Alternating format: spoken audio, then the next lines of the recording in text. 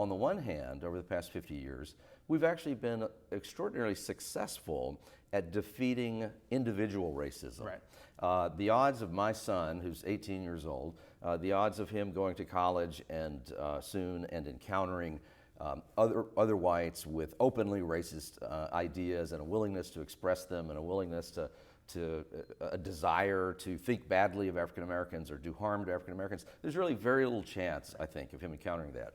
And so on the one hand, we've defeated that kind of racism, but on the other hand, I think it's also the case that the majority of white Americans don't particularly give a damn about the fact that such a large percentage of African American children face a lifetime of obstacles radically different than that which faces the majority of white children. Part of the problem is that Americans have sort of this national schema for how these things are supposed to work, right? That you come to the country, however way you came to the country, and things are hard at first, and then you work hard and things get better. And there's some room in that schema for the fact of Jim Crow and segregation, but those I think Americans only tend to think of in terms of legal obstacles, in terms of this personal racism. So once people can vote, once people can, for the most part, live where they want to live, don't encounter sort of overt discrimination, then in the kind of national scheme of how this is supposed to work, things are fine and people improve. If they don't improve, it's because they aren't working hard enough. And I think that's where a lot of white Americans are. And it's difficult, genuinely difficult, in part because it's hidden, in part because American life is so segregated, to see that this is not in fact how it's ever worked for African Americans. And because sort of that racial disadvantage in sort of economic life and correspondingly in political life reproduces itself over generations because of sort of persistent things that we just don't fix.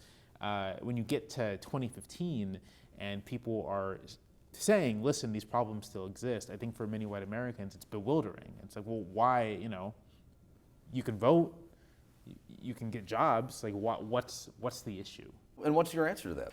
We never really tried desegregation in a sustained way. We never really tried to rectify the mass imbalances of wealth and opportunity that existed in 1964 and 1968 and kind of just perpetuated themselves.